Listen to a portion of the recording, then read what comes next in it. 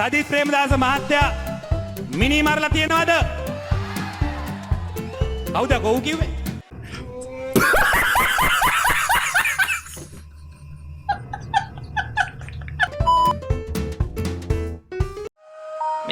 මේ දරුවට පුළුවන්ද ජපන්? පුළුවන්ද? අනතව නමයි වනන්දෙස්කා. මනත්නි පොඩ ජපන් පුළුවන්. ඒ පොඩ ජපන් පාවිච්චි කරලා තමයි සම්පත් බහුල ජපන් ජාතකයකින් අපේ රටට සම්පත් මන් ලබා ගන්න.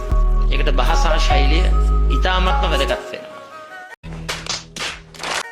ඕකේ කුදසායි. ඔකගේ කුදසායි. දෝසෝ කොචිරායි. අරිගතෝ ගොසායිමස්.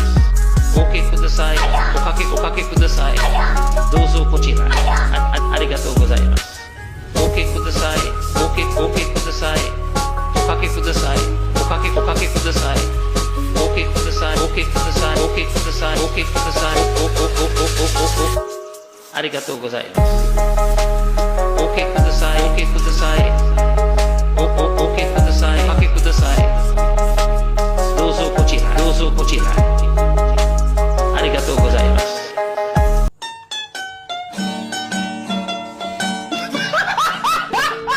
රාජ්‍ය බලය අවභාවිතා කරලා මහජනතාවට පීඩාවකට ලක්වෙන දේවල් ක්‍රියාත්මක නොකළ යුතුයි. ඔබතුමායි කාලේ අවසానයි ගරු විපක්ෂ නායකතුමනි. ප්‍රශ්න නැහැ මම තව වෙලාව ගන්නවා. ඒක මගේ අභිමතය. ස්තුතියි.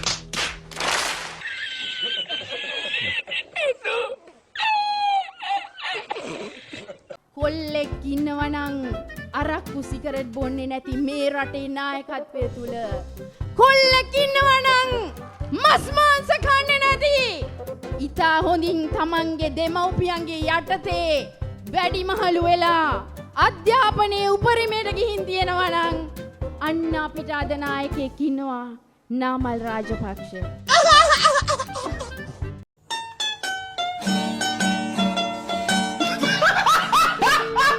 ඒ ඉන්නේ මාමේ අපි ඉස්කෝලේ යන කාලේ 2.4 කොහෙල ඉස්කෝලේ යන කාලේ කීයේ ඒ කාලේ දෙවරක් දෙකද කොහෙද 4 අන්න ඒකනෝ 2.4 වෙලා දෙවරක් 2.4 වෙන විදියක් නැහැනෝ මේ සිලබස් මාරු කරන්න මේ අපි වුණත් අපහසුතාවයට පත් වෙනෝනේ එහෙම කරන්න දෙන්න බෑ හොඳේ අන්න ඒකයි හොඳේ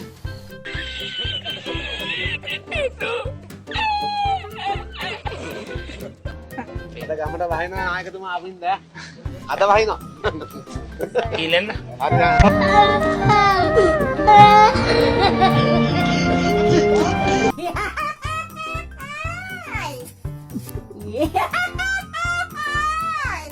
මේවා කියන්න ඕනේ මේ වගේ තමන්ගේ දේශපාලන අරමුණු වෙනුවෙන් මිනිස්සු කුලප්පු කරලා සමාජයේ ලොකු ප්‍රශ්න හදන කට්ටියට උත්තරයක් දෙන්න ඕන.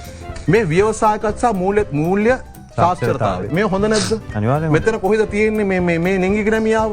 හරිද? මේ භූගෝල විද්‍යාව කොහෙද ප්‍රශ්න තියෙන්නේ? දැන් මොකක් හරි ආණ්ඩුවක් තීන්දුවක් අරගෙන දැන් මේ කියන්න හදන එකනේ. අපේ ප්‍රතිපත්තියත් එක්ක ලයින් කරගෙන ඒ පැත්තට ලියන්න හදනවා වගේ ගන්න මේ කියන්න හදන්නේ.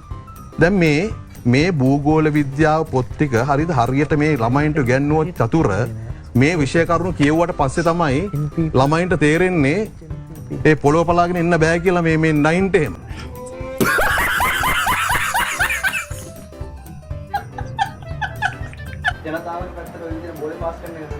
නෑ ජනතාවට බෝලේ පාස් කරේ නෑ බොරු කියන්න එපා ඔයා හැමතිස්සෙම නිකන් බෝලේ පාස් කරයි කියලා කියන්නේ මොකද්ද බෝලයක් කොහෙද මට බෝලයක් ඇත්තෙත් නෑ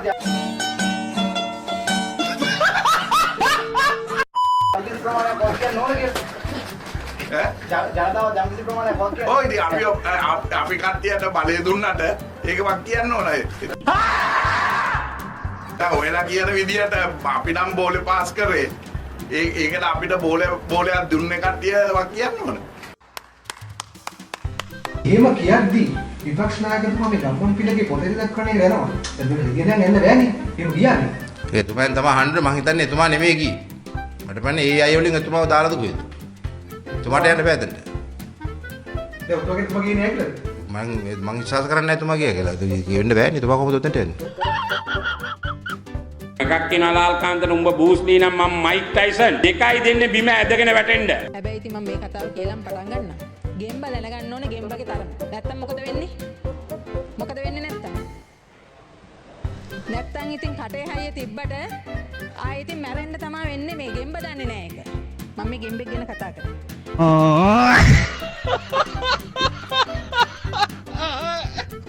ජනතා මතය අපේ පැත්තට හැරෙනකොට ආණ්ඩුවේ උත්සාහයක් තියෙනවා නාමල් රාජපක්ෂ මැතිතුමාව මොන ක්‍රමයකින් හරි ඇතුළට දාන්න. ඒ නිසා අපි ඒ සෑම දෙයකටම සූදානම්. දාන්නකෝ ඇතුළට. එතුමා ඇතුළේ හිටියත් එළියේ ඉන්න අපි එතුමා ඇතුළේ ඉද්දි ජනාධිපතිවරණයක් තියුවොතින් ඉතිහාසගත වෙයි. නාමල් රාජපක්ෂ ඇතුළේ ඉන්න ගමන් එළියේ ජනාධිපති බවට පරිවර්තනය වුණා කියන එක. ලියලා තියාගන්න.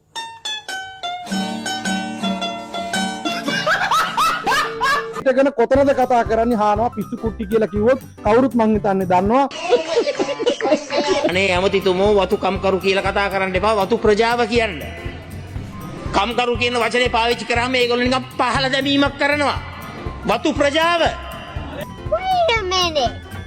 Who are you? තර ගණනාවක් තිස්සේ වතු කම්කරුවන් මෙරටට විශාල විදේශ විනිමයක් උපයා දීමට සිය ශ්‍රම දායකත්වයේ සපයනු ලබනවා. හැමදාම වතු කම්කරුවන් හැටියට හිටපු කොට්ටාසය මම අනිවාර්යෙන්ම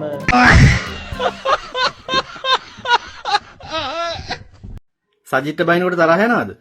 එහෙනම් ඔයා පට්ට මෝඩෙක්.